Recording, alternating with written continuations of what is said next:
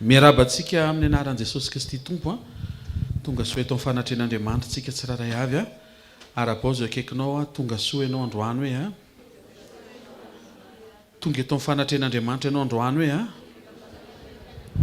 manana teny ho anao Andriamanitra hoe amen. Atsangano ny tananao dia ahofaofao sokafo ny tompondray ny fonao tahaka an'izay efa fampidirana sy fanairana napetraka Andriamanitra teny ambava mpanompony teo aloha isaory azy zao marain'izao ankasitraony tompony famindrapony vaovao no avaozy no anao tahaka ny fiposahany masoandro vaovao no hiposahany famindrapon'Andriamanitra mitaratra eo amin'ny fiainanao. Raha mbola isany velona hoy ny baiboly dia misy antenaina misaora azy fa velona ianao velona soma tsara mandre hoe miaina afaka mi-inspire rivotra dia afaka mi-expire rivotra ohatrany kely sy bitika zany manoloana amin'ny fiheverantsika problemam-bola nefa tena tiako ianao hisaotra an'Andriamanitra androany fa mbola privilégié ianao velona afaka andreny teny hivoky eto amin'ny fanatren'Andriamanitra misaora azy ny amin'ny asanao io asa misy ianao androany io na tsy anasa ary ianao dia misaora azy hisaora an'Andriamanitra le fiainanao mihitsy ny fitantanany sy ny fitondran'Andriamanitra anao fa ainy ataony zavatra rehetra rehefa miaraka aminy ianao misaotra ray amin'ny anaran'i Jesosy ny amin'ny sekoly maraina ny teny misaotra ny amin'ny fanatrehanao misaotra ny amin'ny ositra mampianatra misaotra ny amin'ny fanairana misaotra ny amin'ny famanginao ny fony sambatan'olona misaotra betsaka ny amin'ny fotoana andro amin'ny maraina mankasitraka anao amin'ny fony amin'ny manontolo izay amin'ny anaran'i Jesosy Kristy Tompo amen. Tehaka mafitsika ho an'i Jesosy mahazo toerana vetivety ary alleluia. Mba traduisez le hoe mahazo toerana zafady. Alleluia. Ny thème fitahian'Andriamanitra dia sarotra satria kely fotsiny dia tonga dia mitodika amin'ny zavatra ny tany ianao ary ny zavatra ny tany nefa heverin'ny olona fa tena ilainy fa minao fandroany maraina misy fomba fijery tena tsy maintsy ahitsitsika ary ao amin'ny teny ihany no afaka hitsiny zany amen. Anomboantsika azy dia fantaro fa misy fahamarinana mila fantatrao tena akaikinao misy fahamarinana mila fantatrao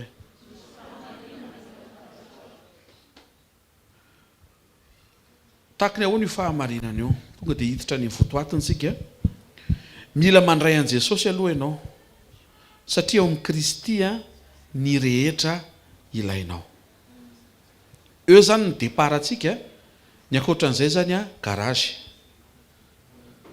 eo ny depara mila mandray an' Jesosy aloha ianao ny antony ao amin'ny Kristy ny rehetra ilainao. Andro amin'ny maraina samihafa ny zavatra iainantsika sy lalovantsika sy ny mety iritsika sy andrasantsika avy amin'Andriamanitra fa atoron'Andriamanitra atsika le fotom-pisainana mampety ny fiarahanao amin'Andriamanitra ahitanao an'Andriamanitra averiko faran'izay fampidiran'izay mila mandray an' Jesosy aloha ianao satria ao amin'ny Kristy ny rehetra ilainao. Korintiana voalohany toko 15:20 1 Corinthiens 15:22 vakina amin'anaran'i Jesosy fa tahaka ny nahafatesan'ny olona rehetra ao amin'ny Adama no hahaveloman'ny olona rehetra kosa ao amin'ny Kristy.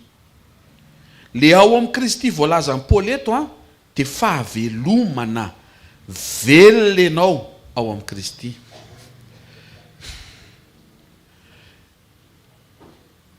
Misy karazana fahadiso-kevitra le fomba fitentsika hoe tena velona kosa ry zareo inona tiatsika tena hoe velona kosa ry zareo tena misy vola miditra tsara nefa tsy ao amin'ny vola le fahavelomana fa eo amin'ny fofinaina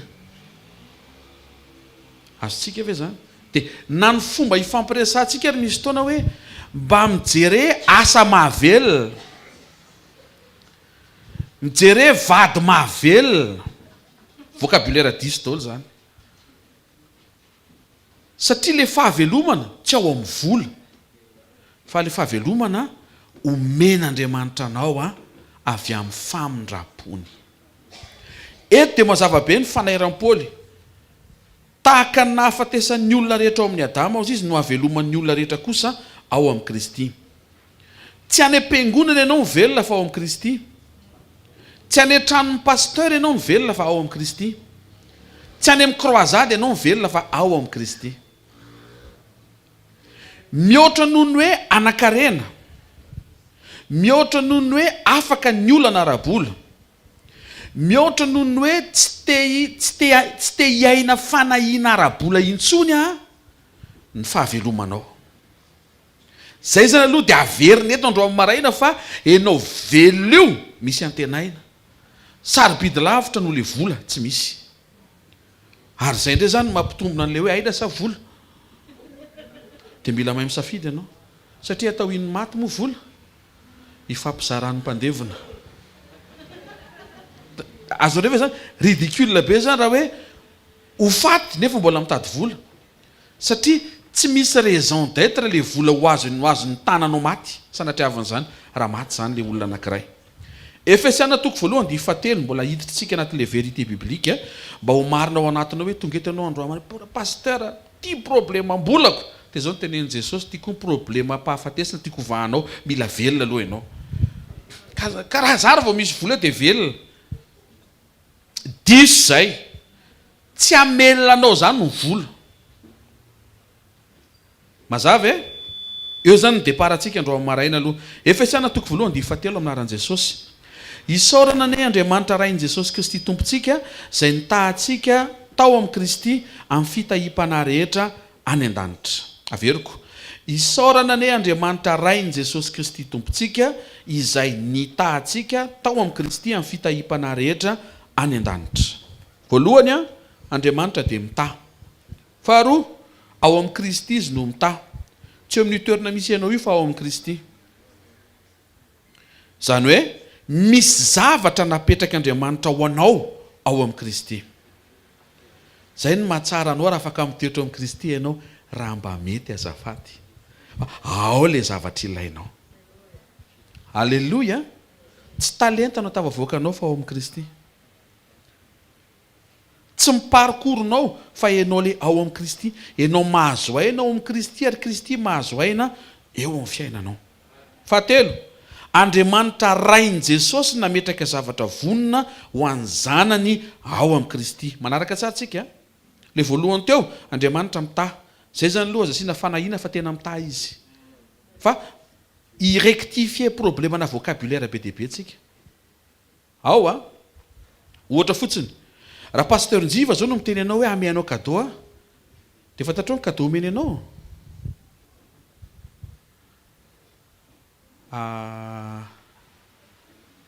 Inona ohatra? Raha fahafantaranao pasteur Njiva? Volombava tsy azo atao cadeau ka. Boky mampianatra solfa. Ianao rehefa zany tena tsy hany mihitsy. Fa zay no omeny anao satria zay no ananany. Raha zany no miteny anao hanome cadeau fatapatatra hoe zavatra omeko anao hoe kaly.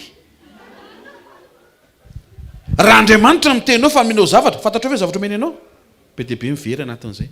Vao miteny Andriamanitra hoe omeko. Ohatra fotsiny miteny zao Andriamanitra hoe hitahanao androany ny ao an-tsainy rehetra hiakatra ny karama. Isy olona tonga dia hiteny hoe tia ny trano. Nefa Andriamanitra tsy niteny tsy hame trano, hitany tenenina fa tsy hame trano. Dia raha vao tsy mianatra antsika fa inona ilay tiany Andriamanitra ho tenenina dia manjary miady aminy ianao. Satria lasa manantena zavatra tsy nitenenina ianao. Satria lasa noraisinao tamin'izay tianao le zavatra nitenenina nefa izy tsy ny saina an'izay fa manana ny zavatra saintsaina izy matoa miteny anao hoe tia ny zavatra omeny anao. Azontsika ve zany? Raha mpivarotra akanjo miteny anao amenao cadeau dia aza mieritreritra anao hoe azo trano ohatra mety afaka mamy izy fa mety ho akanjo no omeny satria zay misy eo aminy dia ohatr'izay hatrany. Andriamanitra mitaha ary Andriamanitra mitaha ao amin'ny Kristy. Misy zavatra napetraka ho antsika ao amin'ny Kristy. Aiza ilay izy? Mazava? tsy ao anatina safanomponana izy ao amin'i Kristy. Tsy amina toerana ilay izy fa ao amin'i Kristy. Andriamanitra rain' Jesosy dia nametraka zavatra vonona ho an'ny zanany ao amin'i Kristy. Dikan'izay ho an'ny zanak'Andriamanitra zany ilay izy. Ianao zany mila mandray an'i Jesosy mila tonga zanak'Andriamanitra ianao fa misy zavatra ho anao avy amin'ny dadanao ao amin'i Kristy. Inona ilay izy? Fitahiam-panahy. Eo amin'izay ary. Dia mila miaraka amin'ny fanahy masina amin'izay ianao miainao ity resaka ity andro maraina. Fa tsy leritreretintsika. Andriamanitra tsy mbola eto Andriamanitra tsy miteny hoe nitahantsika tao amin'i Kristy amina transfiara sy asa sy vady zanaka sy karama sy voninahitra sy poste ministériel sy gouvernement ary promotion sy ho an'ny andafy ary ho an'ny tsy izay. Tena akaikinao mbola tsy izay aloha hoe fa fitahiam-panahy aloha. Rehefa tonga Jesosy dia mihamazava ilay izy satria izy amin'ny jaona toko faefatra. Andriamanitra dia fanahy. Nomeny ilay izy. Nomeny ilay lakile anokatra ny sainao atakatra i comprendre fa Andriamanitra rehefa miteny dia miteny momba ny zavatra ara-panahy foana izy. Fitahiam-panahy ny resahany eto. Ary fahadimy dia fisaorana ny tokony ho réaction omentsika fa tsy fangatahana. Ozy izy Paoly isaorana ny Andriamanitra izay nitaha. Zany hoe efa passé izy, efa lasa fa tsy hoe zavatra mbola andrasana. Olony fisaorana zany mikonnecté amin'io zavatra napetraka Andriamanitra ao amin'i Kristy io. Zavatra anankitelo sady zay zao mila mandray an'i Jesosy aloha ianao zanak'Andriamanitra ianao olony fisaorana. Amen. Ny zava-dehibe tsy le ilainao ao amin'i Kristy fa Kristy mihitsy satria izay ilainao efa napetraka ao aminy. Raha tsy folaka ao zay dia eo foana ianao. Azontsika hoe zany tantaraiko izany ve?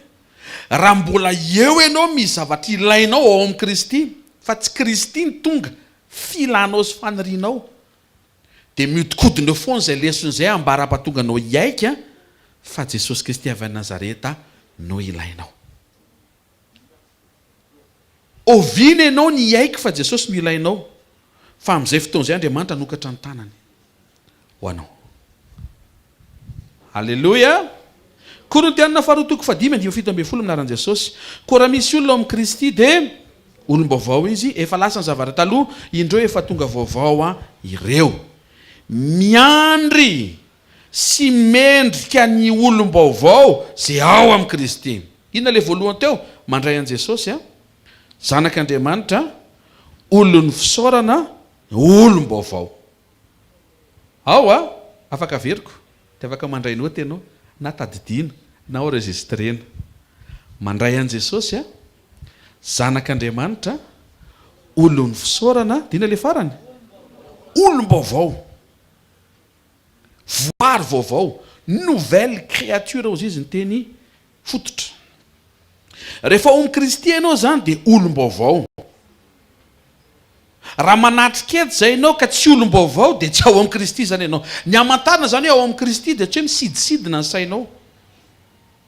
Na ohatrany hoe milamindamina, ohatrany hoe renao zany, ohatrany hoe mety be ny fiainako.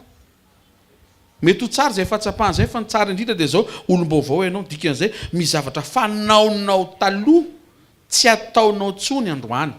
Ao amin'i Kristy ianao. Antanio ny akaikinao, aiza ianao io hoe? Ao amin'i Kristy ve ianao hoe? Sa tsy ao hoe? Dia teneno izy, raha ao amin'i Kristy ianao hoe dia olom-baovao hoe.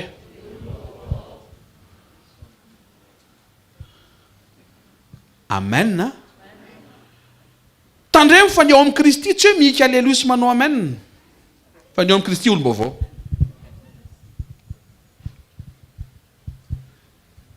Ny ao amin'i Kristy tsy hoe mandihy rehefa misy hira mampandihy fiderana na manakipy maso manandra-tany rehefa ny fotoana ny fiankofana tafiditra be, tsy izay ny ao amin'i Kristy fa olom-baovao. Dikan'izay aza mamita tena zany dia aza mamitaka ny olona fa ny hamantarana fa ao amin'i Kristy ny olona anankiray ninona titra ananany dia olom-baovao aloha izy. Ho antsika izay manatika eto androany maraina, iay no ny maha olom-baovao anao. zay tany aloha efa tany aloha, efa vaovao androany miaraka amin'i Jesosy ianao.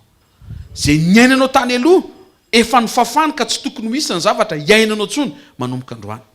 Mahaiza manapa-kevitra andahan'le taloha tsy hiveriny intsony fa mba hahafahanao miaina kosa n'le vaovao iarahanao amin'Andriamanitra androany.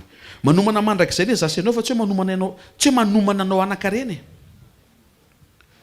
Satria atao inona moa raha manakarena nefa very?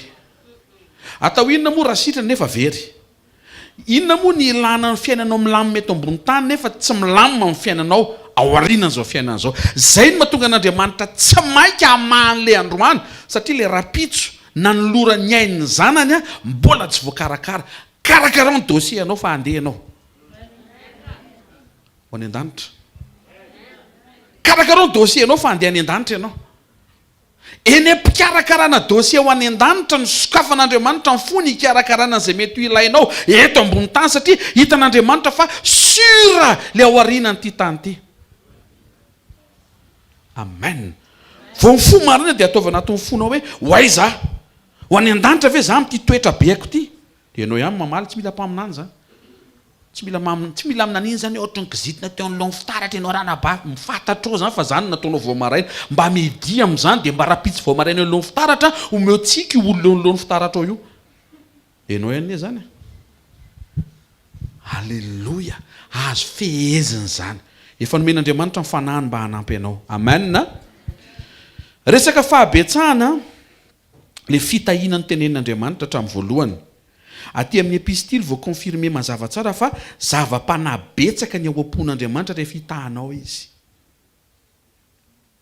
Rehefa nteny zao Andriamanitra nampiteny an'i Isaka hoe zao ny fitahiana ho tonga eo amin'ny Jakoba, vary sy ranom-boaloboka betsaka, dia ny ao an-tsain'ny olona dia tonga dia any amin'le vary sy ranom-boaloboka fa tsy any amin'le betsaka.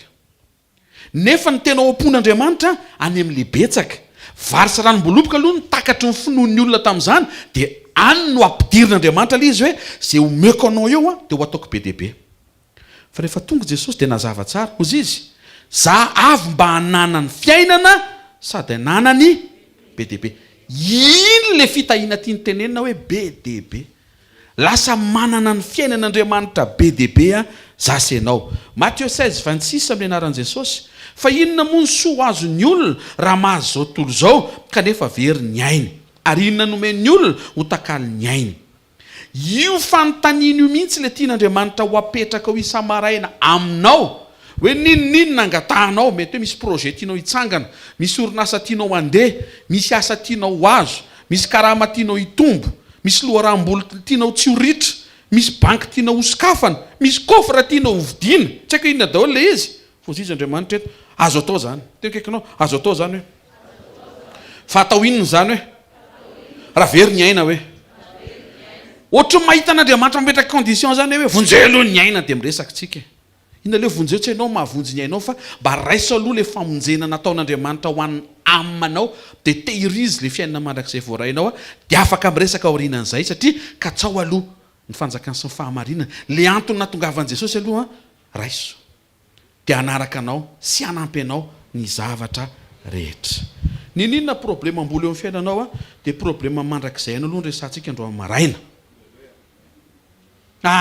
Pastera, vola aloha zao tsy misy, dia ozy Andriamanitra mandrakizay aloha zao mivany. Maharitra ianao izy mantsy mandrakizay. Maharitra ianao hiady hevitra aminy eo. Izy miseza fiandrianana mandrakizay, ianao misezanao sady tsy mandrakizay sezanao tsy fiandrianana. Tsy aloha maneritra tena dia manaiky. Amporofoy fa ty aloha ianao meo vola aloha vonjena aloha ianao. Ka zany hoe pasteur efa voavonjy. Amen zany. Dia raiso amin'izay zany ny anjaranao ka voavonjy zany ianao. Voarantsika le olom-baovao misy karazana fahazarany ratsy zany manelingelina ny maha olom-baovao anao, mahatonga anao tsy ao amin'ny Kristy, sy le zavatra be dia be nomaninao anao amin'ny Kristy lasa tsy sitrahanao. Tandremo ny andavanandro mpiainanao. Amen. ny problema avoakan' Jesosy eo amin'ity Matthieu 16:26 ty dia zao tsy hainao mahazo zavatra ty amin'izao tontolo zao, tsy mampaninina an'Andriamanitra raha hisitraka sy hahazo zao tontolo zao azy ianao, fa ny olana amin'Andriamanitra dia sao mahavery ny ainao ny zavatra ahazonao. Raha vitanao mamolaka an'izay dia ho azonao ny zavatra rehetra. Ohatrinona tsy mahavery ianao eo ny hitanao farany eto ambony tany mahitsy zany e 100 000. Raha 100 000 tsy havery ianao dia izay ny faratapony hitanao eto ambony tany, satria Andriamanitra tianao vo miakatra 150 dia very ianao sanatria satria tsy voafehanao le izy, tsy aloha fehezina ampiakaro aseho an'Andriamanitra amin'izay fatokiana hoe iny ianao fa nomen'Andriamanitra zavatra be dehibe, mbola miazakazaka ianao manatrika sekoly eto latsinainy talata larobia misy fotoana ary tonga mihitsy laka misy efa tsisy eto ho pirofo za fa tena mirehetra ianao e. Ny amantarina fa tsy zaka le izy vonseho le zavatra dia manomboka miaina ny sekoly. Mety hiteny ianao iny koa nidirany sekoly azasy ny tompony hoe miombona any, aseho eto ary ny fiombonanao azy, aseho eto ary ny fiombonanao any.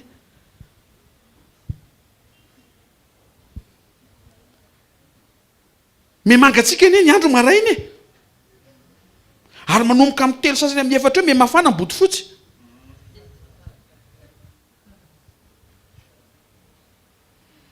Eo mihitsy ianao manapirofo tompo, afoky ny boty fotsy, afoky ny fandriana, afoky ny confort, milanao afoky le mahazatra milanao ty boty fotsy ty tsy havelona, ty boty fotsy ty tsy antoka amin'ny mandrakizay ako, ianao no afaka miantoka amin'ny mandrakizay ako. Ary mahavariana fa le fitombavaka tsy atao tranoko fa any amin'ny soprite lavitra be any, tsy azoko mihitsy ry zareo manina tsy atao amin'ny salon le izy, satria te ahita amin'ny fanetretena anao Andriamanitra. Ny atao hoe fanetretena miala any amin'le fiainanao mahazatra ianao, naizanaiza toerana mety misy ianao, na mety hoe verinao fa zarizary sy mety tsisy dika anazy, isaoran'Andriamanitra io mba fan'Andriamanitra mampitombo sy manovany io. Hitanareo anisan'ny zavatra ampianarin'Andriamanitra mba hiovangaina izay misy eo aminao. Tsy voasoratra tsy zavatra to dia resako vedika matoa petraky ny tompo ato anatin'ny fo misy olona mila an'izay zany eto androany maraina. Misy zavatra tianao hiova avy eo fiainanao. Amen sa e? Sa aleloia. Tsotra be mifalia amin'le misy eo androany io, asio fifaliana be mihitsy. Sotra tompo eto zany androany an'izao misy olona mitsiriritra n'ity toeraka ity, dia hoe diteny hoe iza koa zao mba hitsiriritra n'ity toeraka ity, misy ihany ka, satria misy olona mbola miaina ratsy lavitra no hainao. Fa raha vao tsy misokatra izay dia latsaka ao anatin'ny fimonomononana sy fitarainana toy ny ianao no mijaly indrindra nefa efa mikarakara ny fiainanao Andriamanitra. Mety mbola mitaky fotoana le izy satria mbola mitaky fotoana ianao hiovana, fa tsy Andriamanitra no ela be hikarakara anao. Ozy izy Jesosy ny problema eto tsy ianao mahazo na ianao tsy mahazo, tsy any ry zanako fa ny ainao. Tsika zao tonga eo amin'ny tompo dia hoe mety mba azo avy andro amin'ny maraina, toy izy Jesosy sao dia very ary ianao. Tsy mitovy le resaka, misy discussion tsy mifandray ao, tsy connecté. Ianao messenger moa izy telegram, misy an'izany fa za moa tsy mahay telegram zany. Ianao mijery sary eo amin'ny Facebook izy any amin'ny Instagram any amin'ny zavatra hafa mihitsy, dia tsy mifandray nareo. Nefa tokony hifandray nareo, ianao sy Andriamanitra andresako. Mba fanareo mifandray ampitovy ny tany dokanga fa tsisy ny ampidinina hitovy tady dokanga aminao. Ianao no manetry tena mampitovy ny tady dokanga anao voafetra amin'ny maolona hitovy amin'le tady dokanga n'izy mpamorona. Andriamanitra ao mendrika ajaina satria masina. Ka zavatra mahatery azy andro maraina tsy mivola tsy misy fa ny ainao makaiza. Ianao zao tonga eto tompo lasaiza ny volako, Andriamanitra tonga eto manontany anao ry zanako lasaiza ny ainao. Valio zay, lasaiza ny ainao, averenao amin'ny Kristy ny ainao. Amin'izay fotoana izay zay mitranga eo mitranga fa paradisa amin'ny farany. Averiko amin'izay fotoana izay zay mitranga eo mitranga fa paradisa amin'ny farany. Raha ento mantsika hiteny hoe za aloha te ahita an'ilay teny fikasana hitranga, inona teny fikasana, anakarena velona be ianao. Dia mitsoka ny trompety popo dia mbola midongisitra ianao, mbola te ahita an'ilay teny fikasana hitranga anakarena be avy hiakatra ny an-danitra. Raha za ianao miakatra fa misy mihoatra. Miaino ve tsika? Ny fiverenan'i Jesosy dia ampiariary ny mahazava-poana ny zavatra rehetra. amen.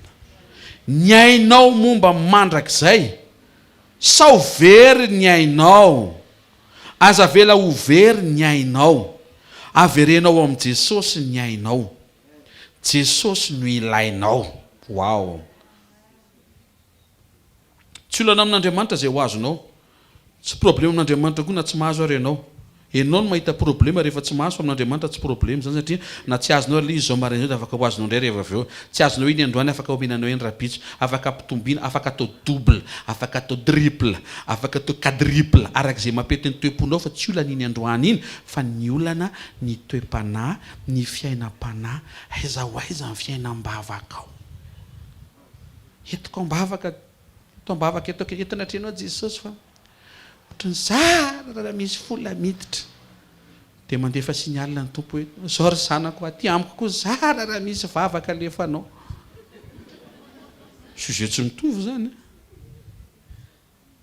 Alleluia. Ny nahatongavantsika dia ny manana antsika fiainana, sady fiainana be dia be. Sasanao zany dia tokony anakarena fiainan'Andriamanitra be dia be. Ohatrany ahoana le fiainan'Andriamanitra be dia be. Anisany dia ity voalaza ny Obolana 13:7 ity, anankiroa ny resantsika androany.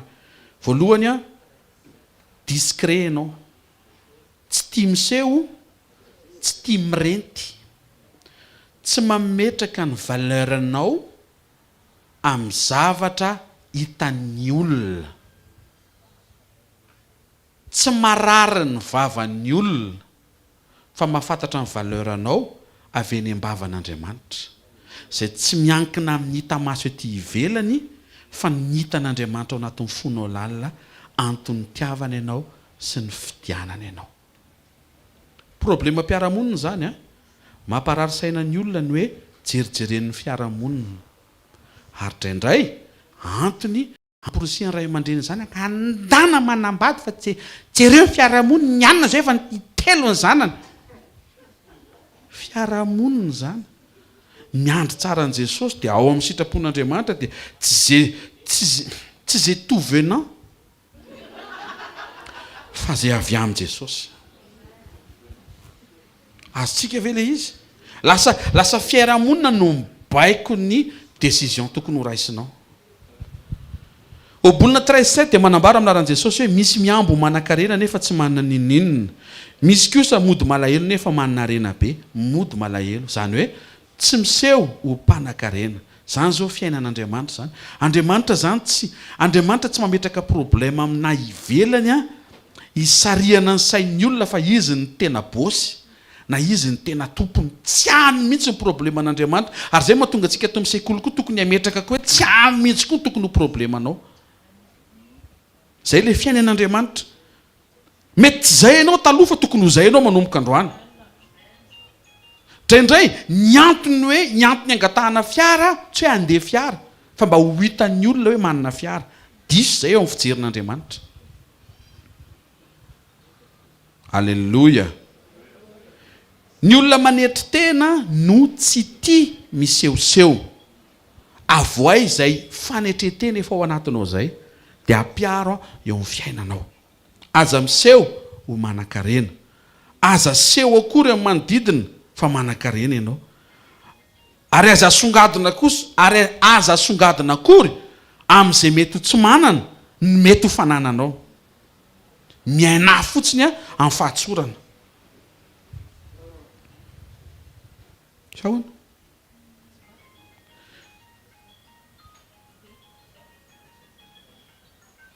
Ny fahabetsahana sy ny fahafenona avy amin'Andriamanitra tsy hoe nomen'Andriamanitra mba aneho anao, fa nomen'Andriamanitra anao mba ho zarainao. Ny arena zany amin'Andriamanitra tsy faneho fa fampiasa. Tsy any amin'le hoe enjany reny, tsy zay, fa any amin'ny fahafamponao hoe ndry natanteraka ny antom-pisiko amin'izay napetraka Andriamanitra teny tanako, na tsisy mahafantatra ary, indrindra tokony tsisy hafantatra. Asan'ny apôstôly toko fafolo dia fenina amin'ny telopolo 10:36 amin'ny anaran'i Jesosy. Amin'ny alalan'i Jesosy Kristy izy ny tompon'izao rehetra izao. Tompony inona hono Jesosy? Tompon'izao rehetra izao. Matthieu 17:5. Ity ny zanako malalaka izay sitrako, izy noenoy. Nankasitrahan'Andriamanitra Jesosy tompony zavatra rehetra. Matthieu 8:20 amin'ny anaran'i Jesosy. Ny amboôly manandavaka ary ny voromanidina manana fialofana, fa ny zanak'olona tsy mba manana izay hipetrahany lohany. Atambatra ireo verset anankitelo ireo. Na dia tompon'izao rehetra izao aza Jesosy, dia nankasitrahana izy nefa izy tsy nanana ninninona. Ny fiainan'Andriamanitra zany tsy any amin'ny fananana, fa ao anatinao misy zavatra tian'Andriamanitra be. Dia mety hiteny hoe tena tsy mba hanana mihitsy zany ray androany. Tsy niteny an'izay fa première partie zay. Tsy tian'Andriamanitra ianao amikitra metraka vision hoe engagné mba hanana. Zay mihitsy tian'Andriamanitra ho foananao, zay fotom-pisainan'izay. Satria ny fankasitrahan'Andriamanitra an' Jesosy dia izy zanak'Andriamanitra. Nefa izy zanak'Andriamanitra nankasitrahan'Andriamanitra tsy nanana ninninona. Jugement diso zany nen'ny olona hoe iny olona iny reny ny tena zanak'Andriamanitra fa maninona? Enjana fiainany reny a. Dia mitaratra hoe izao ny asany, izao ny volany. Tsy izay mba ny zanak'Andriamanitra. Misy olona mety hitanao ety ivelany tsy manana ninninona, fa ozy Andriamanitra hoe iny ny tena zanako a. Misy eritreretinao fa tena hoe manan-javatra be dia be ozy Andriamanitra iny, izy iny. Dia ianao miteny ngaty zanako iny, zanak'izy, iny ve? Otra mbola tsy tonga teto amiko izy a. Zao tompo kase zao ny tenen'ny Paoly, ny tompo mahalala ny azy. Ao nozy izy ny eo amin'ny Timoty faharoa, toko faharoa. Ozy izy hoe ny tompo mahalala ny azy, ary zay miantso ny aran'ny tompo dia aoka izy hiala amin'ny ratsy fanaony. Ny hamantaran'Andriamanitra olona anankiray dia io olona io miala amin'ny ratsy fanaony. Tsy zavatra ivelany zany, zavatra ao anaty zany. Rehefa tena mijoro tsara ianao dia Andriamanitra mamatsy ara-potoana ny zavatra tokony ilainao, satria hitan'Andriamanitra fa sady tsy mamatotra anao tsony ilay izy a. Tsy hanimba ny fiainam-panahinao, tsy hahavery ianao. Amen. Matthieu 6:4 amin'ny anaran'i Jesosy. Mba hatao mangingina ny fiantranao, ary ny rainao izay mahita ho mangingina no hamaly ianao. Mianatra discret ianao zany. Mangingina. Tsy voatery ho fantatry ny olona. Mety tsy maintsy misy hafantatra ao, mety mba ray sy roa sy telo. Eto amin'izay zany mibaraingo amin'ilay hoe avoaka télé ilay izy. Satria raha vao avoaka télé ilay izy a, dia fantatry ny olona rehetra. Dia indraindray ohatrany hoe tafiditra ilay hoe ny olon-kafa aza manao asa sokontsika zanak'Andriamanitra indray ve no latsaka izany e. Dia amporangitina zany mahatonga anao indray mba hanao koa dia alaina sary. Tsy mampaniana izay tenen'ny olona. Aleon'ny olona hitsara hoe tsy manome ny fiangonana, fa Andriamanitra no ahita hoe tena tsy manome tokoa ve ny fiangonana. Tsy hanamarina tena zany hoe zay koa ne manome. Tafiditra ny fanamarina tena vao miady amin'izay. Ianao mahalala manao na tsy manao ianao a, fa raha zay ianao manao dia tsy mila miteny hoe manao. Avy aleo hitsara ny olona koa ne hitsara foana na manao na tsy manao ary ianao. Hiteny ianao manao a zao dia reny fotsiny ao no mba ataony nefa mba kristianina. Eny tompoko, ataovy an'Andriamanitra fotsiny zay renao anatin'ny fonao a, zay fitsarahan'ny olona iny a, eo amin'ny jugement dernier tsika mifankahita. Eny aleo tsy atao an'izay ngamba ohatrany hoe taimbava kely le izy. Kely fotsiny le izy fa taimbava ihany ny kategorian'izay. Vaovao an'ilay olona satria hosahirana izy hiady ho an'izay rehefa tonga any afara. Ny teny Andriamanitra hoe tsy izay mihitsy atao mponoka. Ianao tsy nahita fa izy nanao ane. Fa ka tsy maintsy hitanao moa vao hoe manao. Mianatra tsika tsy mitsara. Mianatra tsy mihinana ambolony. Sady ratsy be za mihinana volony zany. Faharoa, ohatrany hoe zany fiainan'Andriamanitra zany akoatra le discret. Zay ny teny hoe ka nankiroa jerentsika andro maraina. Tsy miankina amin'ny moyen. Tsy miankina amin'ny moyen. Ninninona fivoriana amoaka moyen ka hitondra fanakiviana dia tsy miankina amin'izay Andriamanitra. Alleluia. Matthieu 7:7 dia manambara amin'Andriaman'i Jesosy hoe aza mitady volamena ho Jesosy na volafotsy na varahana ao anaty fekibonareo. Jesosy naneho karazana fiainana tsy miankina amina moyen misy na tsy misy. Matthieu 7:20, Matthieu 19:21, naran'ny tompo raha te ho tanteraka ianao tovolahy-panan-karena be ty anaraka apiko an'izay dia ho azony hoe za hoe zay contexte zay mandehana amdio ny fanananao dia ampidir eo amin'ny compteko zany ve ny tenen'i jesosy ozy jesosy amdio ny fanananao dia omeo malahelo fa ny asa fanompoko tsy miankina moyen ty zany mazava be ary tokony hampazavany ao an-tsain'ny olona opportunité ho antsika raha afaka mampiasa zay misy eo an-tanantsika afaka mankalaza ny tompontsika amin'ny fananana ary afaka manompo an'Andriamanitsika amin'ny fananana izy jesosy eto amdio le izy dia omeo malahelo mba tsy aloto ny sain'ny olona hoe ny anton'le hoe amarotana fananana mba hampandeha ny asa fanompony tsy zay ozy jesosy dia anarakitra ny an-danitra ianao ary avy anaraka mbola mazava be zany tenin'ny tompo zany ny zava-dehibe tsy mifanananao tsy ianao hamaritra fananana tsy le izy omenao malahelo fa le ianao manaraka andro amin'ny maraina ataovy azo antoka fa manaraka an' jesosy ianao ary manaraka azy hatramin'ny farany aoka ianao ho karazan'olona tsy hanarin'ny tompo amin'ny atsasa-dalana efa te hira mantso ny tompo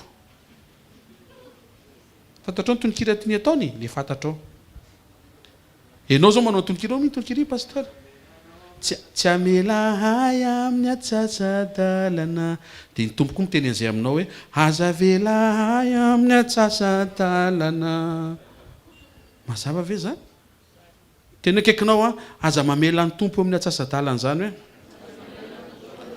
rehefa nanomboka hoe dia hatramin'ny farany hoe azo itehaka mafitsara zany fahamarinana zany raha karazan'olona niankina tamin'ny moyen jesosy dia mazava ny tokony teneny tamin'ity tovolahy ity nasainy naterina tao amin'ny asa fanompona ny vidiny fananana zay nafoy fa zay jesosy omeo malahelo fa ianao ny ilaiko ianao départ zéro zay natao hoe tsy miankina amin'ny moyen mirabany rehetra zay départ zéro andro amin'ny maraina zay no atao hoe tsy miankina amin'ny moyen tsy mampanina mety manana moyen ianao tsy alahelon'ny olona tsy manana moyen zany eno tsara fa ny tena finoana tsisy inina ingany ianao nefa mino fa possible le izy mino ianao eny mety hitentsika hoe tompo manana 2 milliards ambombavandro amin'ny maraina dia raha iny jesosy lehibe ianao ahoana montsy ho lehibe izy ko 2 milliards kosako ane mieritreritra hividy fiara dia taio atompo tario mba ahita an'le modèle sady ahita avy ty dia renao mihitsy hoe tsisy vesatra na ty manina efa vonina ny 2 milliards dia afaka misafidy dia mividy à la limite na tsy mivavaka raha afaka teo dia mividiko ny vola misy ny aina matanjaka iny daholo ny toeny vola maranga fa mahafinaritra an'le finoana tompo nakody ny ary tsy aposy nefa ty mba projet tiako atao miankina aminao ahy dia jereo tsara izy ny tena tsirony n'Andriamanitra ary miteny mahafinaritra ty zalahy départ zéro ty mino io tsy midika zany hoe anambola ianao ndray androany dia tsy hay aina miaraka amin'Andriamanitra fa ho avy ny fotoana hanambe eo an-tananao ianao fa ny finoanao ohatra mbola tsy mananinina ianao ahafahan'le ao anatinao miankina tanteraka amin'Andriamanitra hitantsika amin'izay le zavatra tian'Andriamanitra ho ahitsy ao anatsika ianao miankina aminy fa tsy miankina an'izay misy eo an-tananao na dia misy aza eo an-tananao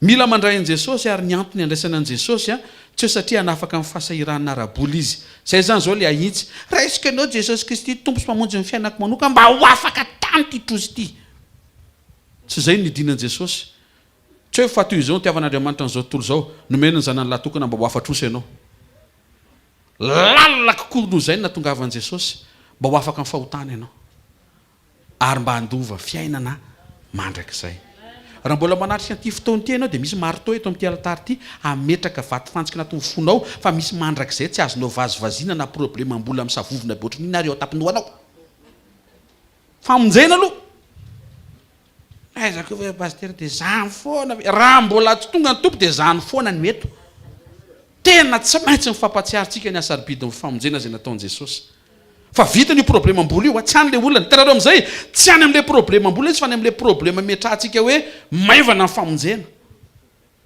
ohatrany hoe ny any anaty mihitsy mahazo aina raha mahazo vola andro amin'ny maraina fa tsy tonga hatrany amin'le hoe tena renao mihitsy mifafinaretana hoe ho avo ny fotoana ny an-danitra any misy azo ohatran'ity dia misy voankazo karazan-drombe folo miara-maniry eo ny anaran'le izy a kopaiba sady coco papay banane samy manofinofy izay tiany hitany an-danitra dia izy io rehefa esorona dia maninona to dia misy solona ary rehefa andramanao dia tsirona voankazo mbola tsy renao hatramin'izay ny ainanao te ho any sa tsy ho any ianao tandre misy anandronao ary zanyko inona ary ty te ho any ty nefa tsy mitandrina dia tsy problema aminao ntsony na tafavidy manga ary ianao ka loha le manga sika fantatra hoe ho avy ny fotoana tsy ho lotsony no manga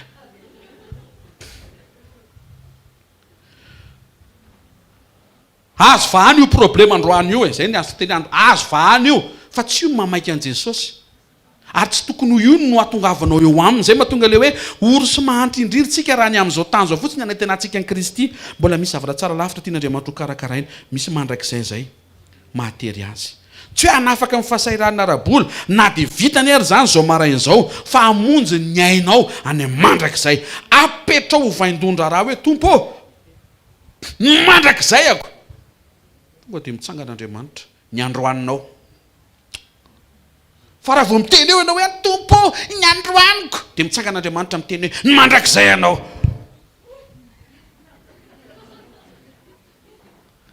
mazava fe averykely vetivety manzay tsy mifantoka tampoka teo fa mety nisy telefona nanena zavatra oatra zany nisy SMS tonga na lasa tampoka tany amin'ny loka tsy misy tampoka ny saina raha vao ianao eto miteny hoe tompo ny androaniko dia hiteny aminao Andriamanitra hoe zanako aiza mandrakizay ianao fa raha vao eto ianao raha vao eto ianao manova an'izay saina tranainy be zay dia manomboka hiteny hoe tompo sarobidy amiko mandrakizay ako to dia amaly Andriamanitra hoe fa ahoana aloha ny androaninao e ahoana aloha ny androaninao tsy haiko azonareo ve zany tsy alova hoe misaina mandrakizay mba afan'Andriamanitra mikarakara ny androaninao hoe tsy mahentehaka ho an'Andriamanitra taovy mafy tsara ho an'Andriamanitra mamboraka ny ao am-pony mba hahafahanao miaina tsara vao marainy tompo misy mandrakizay ny teneninao tamiko zay hoanitsika izy moa efa any zany hoany mba mampety an'le santimany ato hoanitsika ohatrany hoe mba hoe fa ty teny hoe fa any izy aloha enao mila fa anazy le trano any ane fa tsika malaga masa tsy olo fo e dia mahafinaritra hoe sasenao any efa any terekekinao efa any aloha izy hoe enao mila makany aminy hoe vao maraina to dia tsarovy hoe tompo amakivaky ny zorony raha manoto indray zany dia baraingo indray zany mandrakizay zany zao tian'Andriamanitra ho saintsainao rehefa zay ny saintsainao apetraka Andriamanitra ny atsefatsefa ny zorony anao eny amin'izay ny zavatra tokony ho anao satria misaina ny mandrakizay anao ianao manomana fahabetsahana ny tompo fahabetsahana iainanao amin'ny zava-panahy aloha raha miteny izy any miainao fiainana dia efa niteneniny fa fiainana be dia be Korintiana 4:7 amin'ny aran'i Jesosy fantatrareo ny fahasoavan'i Jesosy Kristy tompontsika fa na dia nanan-karena azy izy dia tonga malahelo ny aminareo mba hampanan-karena anareo ny alahelony miresaka momba ny grasy eto Paoly apôstôly dia ozy izy Jesosy manan-karena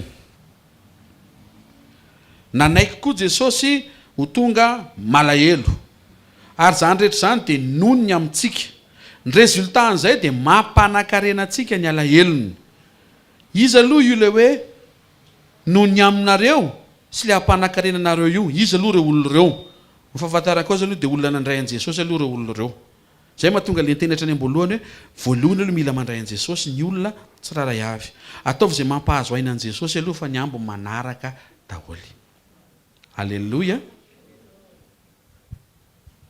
raha misy olona zao ohatra hoe olona mpanan-karena be zany dia manana piscine izy dia miinvité anao izy hoe mba tonga avy tokotaninay dia anao zany efa mametraka vision zay amin'izay le finoana ny finoana zany efa misy maillot any anatinao any ianao tsy miteny fotsiny finoana zany dia miresadresaka eo dia tsy hoe vao tonga dia vao hoe bonjour aiza piscine tsotro zany ka le olona manasa dia misy antony mato izy tonga eo ianao zany dia hay dia mody tsy taitra mihitsy ianao amin'le piscine sady tsy mijery amin'ny mihitsy na dia efa teo any ary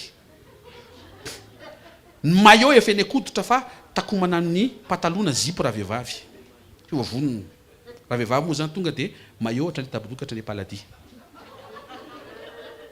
mazava e de miresaka eo rehefa hita fa manomboka mafanastera-tsemika anao de izy nyteny hoe enao moa tia milomano de tsy tonga de hoe alleloia efa zay mihitsy nandrasako tiako tonga avy anaty le izy a zay tsy mahataitra anao no omen'Andriamanitra eo tadio zay teny zay fa raha vao io manay taitra eo de aleon'Andriamanitra tsy omena aloha satria le fahatairanao mety hiteraka fahaverezana mantsy fa rehefa ho avy ny fotoana vitanao no manovany ao anatinao tsy ho taitra intsony am'le zavatra anankiray hitobaky ny zavatra anankiray iny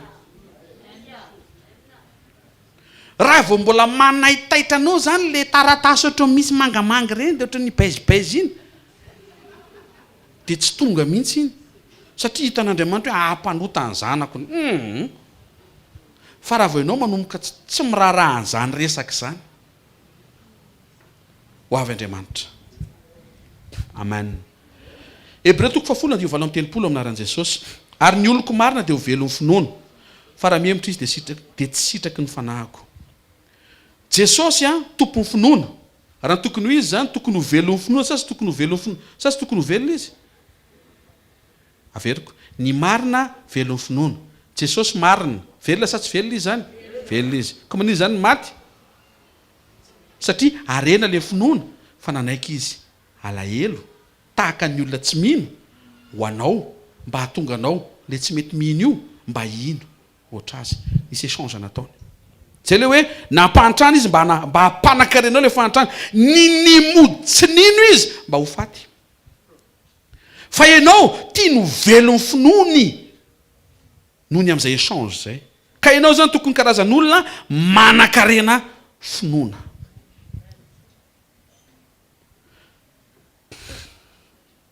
Jesosy sady manakarena finoana ny tompon'ny finoana ny mpanefa azy ianao zany tokony ho karazan'olona manana finoana betsaka hoentina mamakivaky ny journée anao sy ny fiainanao amen toizika ihany ty zanak'Andriamanitra mila manome zay ary le fanentanana tsy fanentanana zany fa fampafantaranao ny identité anao tsy fanentanana raha vao mahatsapa teny entanana de ndana mivavaka aloha alleloia fa maninona no miteny hoe mila manome satria ho Jesosy efa nazy mamay-pony nareo manomeza mamay-pony ny programme an Jesosy zany matoa misy zavatra omeny de natao ho zaraina eo tsika miaingy izy tsy niteny hoe manomeza mba hazo tsy zay fozy izy manomeza satria nahazo nareo les raisons d'être les dons avy amin'ny mihitsiny a c'est un don pour partager le zavatra omeny zany a tsy ho anao satria tsy ho laninao enao ty enomby io ho avy ny fotoana anao apahita fity Andriamanitra camion semi-remorque roa avy any Osy renao tsara ve zany fahamarinana zany mijanona miandry eny bypass ho anareo menakavy fihinareo ohatrany atsovo daholo fianakaviana fa tsy olana de inona valan'izay tsy ho laninao zany nisy taontsika namono omby tany amin'ny Toby mazanga faly ary hoe maty ny omby alleloia ty henako tonga am'izay maraina iny enomby ozy izy mama tonga ny atoana iny enomby tonga ny alina iny enomby amin'ny folo alina mbola misy manaitra anao mbola misy enomby eo raha inany nareo tena akaikinao tsy lany le izy satria tsy natao ho anao rery le izy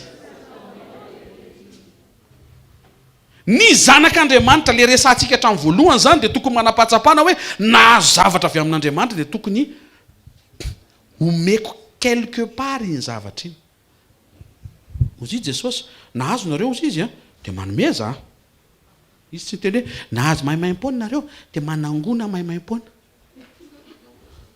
nahazo mahimaim-pony nareo de manomeza Korintiana 2:7-10 naran Jesosy ary Andriamanitra manome vo ho amin'ny mpamafy ho aniza olo le vo tsy ho amin'ny musée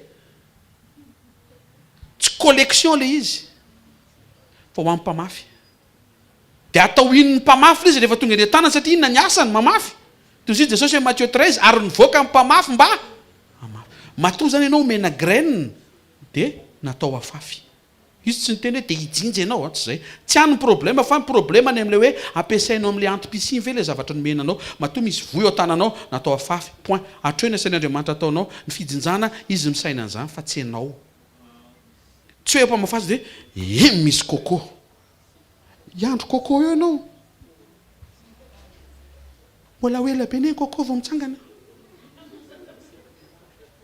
ny zavatra ampianaran'Andriamanitra tsy hoe andraso le izy iny fa mitsiry iny fa nisy ravikazy kely de mibitsika ny anjely tsy ravikazy iny fa haidratsy de ho kivy eo ianao ny antipisiny le tonga eo an-tananao de misy tokony afafinao de aizako hoe pastera de ho afafy daholo ve tiany toyany ary Andriamanitra manome vo ho amin'ny mpamafy sy mofo hoanina zay tonga eo an-tananao zany a de mizara roa vo sy mofo vo sy mofo graine sy pain le pain hoanina le graine tsy hoanina aiza ny ahafahana mamolaka an'izay exercice zay dimy tsy isany hoe fahandray eo daholo ihany ny olona tsy mpandodima tsy mafolaka an'izany hoe ty tsy azo hoanina ty azo tsy iny ny ese voalohany alleloia ary ao fotsiny zay tenen'Andriamanitra aza be ady hevitra tsy vanim-potoana ny dimy tsony zao de avadiko le izy sao de sanatria ary mbola vanim-potoana de ahoana ianao ary mamaky baiboly de mangata tsara ny fanamasina roay aloha ny fanakahiratra de avereny le révélation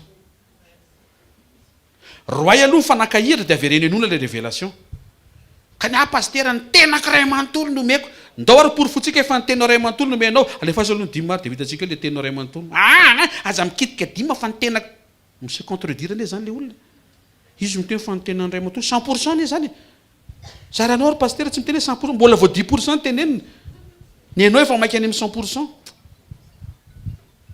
Alléluia. Aza miketrina fa mila mandoa an'izany ianao e. Vérité ne zany. Alléluia. Aza zatra miainao amin'ny informel amin'ny ara-panahy. Zay maharatsy an'ity le hoe lafo be ny etrako. Ny kristianina mpandodimma dia tokony ho citoyen mpandoetra. Efa akaiky ny élection pasteur. Tsy akaiky ny élection fa ny lanitra mihitsy ny akaiky. Tokony ho réglontsika amin'ny zavatra rehetra. Efa nandoetra trano ve ianao io? Efa nandoetra momba fanangonana fako ve ianao mpanary fako io? Sy mitaky mba hoe sorona amin'ny fako? Totra mlasa midiridiry be nareo, ndany efort mbola tsy vita fa mbola misy roa volany etra amin'izao raha tsy diso fa tena zany anetra indray tsy resany am-piangonana. Tahiny ianao! Aza mandoetra tay. Fa ahoana tsy andoa ianao? Fa maninona no ampianarina tsy andoetra ny olona nefa dimy mare tsy miandro kosa Andriamanitra hoe réglé daholo tsy tokony réglena. Dia mety hiteny ianao, kinona zany ny ambony? Avy eo Andriamanitra tsimbona ny ambony. Izy ane niteny any sory hoe. Zany atao hoe finoanana e. Ny finoanana tsy hoe enoy. Ny finoanana tsy hoe misy ambom-bava be dia lasany fotoana ity mila njosoa. Alléluia. Misy zavatra mamay be foana tsy eto amin'ny altara eto. Eno tsara. Ny atao hoe finoana 10 000 francs eo an-tananao. Mbola nesorana 10 000 francs, 9 000 sisa. Rehefa avy eo nefa andalo le mpanao fanatitra iny dia hafa baraka indray raha tsy mandrotsaka. Aza atao an'izay aloha. Aza atao hoe hafa baraka fa le anatin'ny fono mihitsy ny atao. Ko ampy ve ny ambiny? Zay mihitsy le finoana. Raha ny fijerinao tsy ampy. Fa vao miditra ny fanekena ianao mihoatra. Le finoana zany tsy any amin'le hoe le ambiny rehefa avy any esorana le dimy mahavita. Tsy finoana zany fa logika zany. tsy haiko azonareo ve zany ohatra hoe 1 milliard ny vola miditra eo aminao ndray andro le amena zany tena tsongaina ohatry mivato tadiavina anaty lavaka ny 10 man'izay isan'andro zany moatrinona 100 millions dia raha zay zao ny saintsainao tsy ampy anao ve 900 millions isan'andro san'andro fa inona loatra ny dépense alefaso aty zany anaovako azy ohatra tsy hitanao anaovanao azy tena sahirana ve anao izerehana zany ohatra ny tsy ampy fa inona loatra mazava ve fa nefa amin'izay fotoana zay ry tsy finono zany satria maninona 900 millions isan'andro zany velona tsy velona moa zany fa dadasika be ne zany fa le resantsika eto anie le ohatra ny tsy ampy mihitsy le izy rehefa anesorany ny atao hoe finoana ohatra ny tsy ampy foana le izy rehefa anesorany raha marisika ianao miditra natan'izay mino ianao ny atao hoe mino a rehefa mitena Andriamanitra hoe misaoty dia tsy misavy ianao misy parasita ve tsy zany mino to dia misaoty karaha tsinona kosa paster dia ona raha mifiretaka sur ave ianao fa raha ny tompo miteny ianao dia hifiretaka ave ianao tompo papy-firetaka ave ny tomponao tsy zay izy raha fahafantarako azy dia mba fantariko izy fa tsy zay izy ka matoa izy manome directive zavatra tokony atao a tian'Andriamanitra ho afaka mihitsy le tebiteby sy fanahina mijery an'ity vola tsy mety ampy isan'andro lava io tian'Andriamanitra ho délivrer amin'io ny zanany za mbola tsy nahita an Jesosy ny teny ampy anao ny karamanao tsy mbola nahita azy ny teny an'izay ampy anao io asy io omeko promotion ianao mba ho ampy anao ny vola miditra eo tsy mbola niteny an'izany izy zavatra anankiray ny teneniny ampy anao fahasoavan'Andriamanitra no ampy fa tsy le zavatra hita amin'ny masonao iny avelao Andriamanitra hiasa aoka ianao ho afaka amen amen ny vody natao afafy izy zao hoe Matthieu asan'apôstoly 20:35 azafady mahasambatra kokoa izy izy manome noho ny mandray 2 Corinthiens 9:7 ny mpanome amin'ny fifaliana no tian'Andriamanitra rehefa manao miracle de multiplication Jesosy fabetsahany io resantsika io iny le hoe fitahiana beuraka betsaka dia natao ho zarainy zay rehefa nanome hazan-drano tao anatin'ny araton'ny Petera izy dia natao inona le izy ho zaraina ny Jaona sy Jakoba rehefa nampitomboana mofo sy hazan-drano teny tana tovolahy kely no zaraina ho an'ny olona tsy omby 5,000 ho zaraina zay toe-po mpizarana zay maneho finoana fa tsy manahy ianao na anesorana azy ny eo an-tananao zay afaka ianao amin'izay tahotra le anesorana eo an-tanan'izay amin'ny anaran'i Jesosy Kristy avy Nazareta afaka amin'izay tahotra n'le hoe anesorana ny eo an-tanan'izay ny tsiraray avy izay manatrika eto amin'ny anaran'i Jesosy Kristy velona masina sy manan-kery avy Nazareta anisan'ny tena mampitsahatra renao mihitsy hoe réglo ianao anatrehan'Andriamanitra dia zay androany any androany fa milamina aloha iny amin'izay fotoana izay rehefa mivavaka ianao tsy misy raoraona vesatra manalonaloka hoe nohaniko ny 10 dia anao nefa hivavaka avy eo tonga dia tsy mampitsahatra zany saotra anao ny amin'ny fahasoavanao maimaimpona sy ny fitiavanao mandrakizay ty beloha avy nanotandray alleloia fantatro fa andray ianao azazatra zany so dia mpanontana ny tonga ny tompo tavelo beloha azazarina amin'izany ny fiainanao miala amin'io ratsy io mandeha anam-pinoana ny atao hoe finoana tonga le fafahana ohatrany tsy mavita nininina amin'ny hita maso fozy Andriamanitra hoe mavita ny zavatra be deabe io rehefa manaiky anao ho tarihako esorinao ny an'Andriamanitra esorinao zay tokony esorina io ny ambony ty zany ny gerentsika fa ty tsazoko tiana fa an Jesosy io ty programme mombany io atao ohatrany tsy misy aleo ampiny ianao atao ohatrany tsy misy iny efa an Jesosy iny alleloia dia ho hitanao ny fiadanam-po ho renao mihitsy hoe ao amin'ny programme an Jesosy ny fijoroako sy ny fampiasako an'izay misy eto an-tanako hitanao Andriamanitra amin'ny anaran'i Jesosy Kristy avy any Nazareta mino fa zay voahintsy tamin'ity andro amaraina ity dia tsy hiverina intsony hoentina mamakivaky ny androm-piainanao ny fahafantaranao fa Jesosy no ilainao fa tsy ho famahanana le problema araboly io tian'Andriamanitra ho azo antoka fa tsy havery ianao zay zavatra homeny ianao omeo azy ny toky fa tsy miankina amin'izay ianao fa miankina aminy ary na hivary io mbola eo foana ianao ary na ho avy ary amin'ny fotoana tsy hisy tsony io problema io mbola eo foana ianao manasanao hitsangana mpitiavana avaovao tananao azandrato ny vavaka sokafo ny fo mankasitrany fona mantolo misaora azy saotra ray amin'ny anaran'i Jesosy ny asa ribidin'ny fotoana maraina nitahinao sy nikarakarahanao anay nanomezanao a fotoana ahafahana indray a mianatra manitsy ny fomba fijery manitsy ny fomba fisainana sy ny fomba fiatrehana fiainana. Misaotra ray amin'ny anaran'i Jesosy ny amin'ny sekoly maraina, misaotra ny amin'ny fahamarinana, misaotra ny amin'ny fampahirezana, misaotra ny amin'ny fampianarana, ray sy ny dera sy ny laza ny aja ary voninahitra mandrakizay a amin'ny anaran'i Jesosy Kristy avy Nazareta. Amen. Mahazo toerana vetivety a anao fanatintsika vetivety kely a azadino ny tenen'ny tompo izay manome amin'ny fifaliana no ankasitrahan'Andriamanitra sy tiany. Aza atao mampiketrona sy mampiferinayina ny resaka ara-panomezana, ara-pamafazana, aza vela ho tonga any anatinao fatafitohinana hoe fanentanana hakany anao, tsy izay le izy. Fiverenanao amin'ilay fahamarinana hoe ny zanak'Andriamanitra tokony hahatsapa, fa zany fiainan'Andriamanitra zany tsy miankina amin'izay ho an-tanana. Ahoana moa no ahafahanao hoe tsy miankina amin'izay ho an-tananao rehefa tsy misy intsony eo an-tananao? Dikan'izay manampy anao Andriamanitra amin'ny resaka dépense mba tsy hanaonao foana ianao. Fa azadino a mety hiteny olona tsisy ny dimy, satria ny dimy dia ampafolon'izay eo aminao, ampafolo karena, ampafolo ny vola miditra eo aminao, tsy azonao hohanina. Zay natao hoe dimy. Ao a ohatra mbola mitoy kely izy le atao tatazana ny fanomezana, tao edena mbola tsy tonga nefa mifahotana dia efa niteny Andriamanitra hoe ty azo hohanina ary ty tsy azo hohanina. Tandremo be. Fa raha vao tafiditra any amin'ilay hoe azo hohanina ny dimy dia tsy haiko hoe iza ny teny an'izay tao edena. Pahabe mihitsy zay tena tonga dia tena pahabe dia samy tonga saina fotsiny. Dia avy aloha izy tsy handoa fa miverenao ny fahamarinan'Andriamanitra za sy ianao.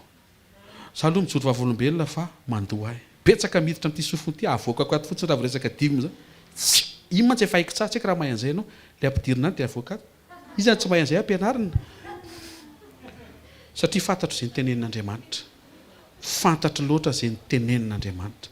Dia mijoro aho hoe zay ny momba n'ity, tsy asiako fantaninana disadisa na hevitra fa ataoko amin'ny foko manontolo dia mandraka androany Andriamanitra marina. Alleluia. Dia tian'Andriamanitra tsika ho afaka amin'izay resaka izay. Tahin' Jesosy ianao teneno akaikinao misy zavatra afaka eto androany hoe satria ny fahamarinana manafaka hoe tandremo midiso ny fomba fiatrehana an'Andriamanitra hoe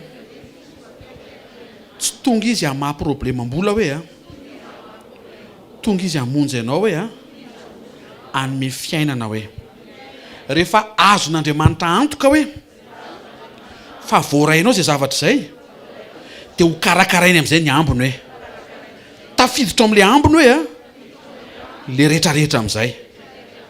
Amen.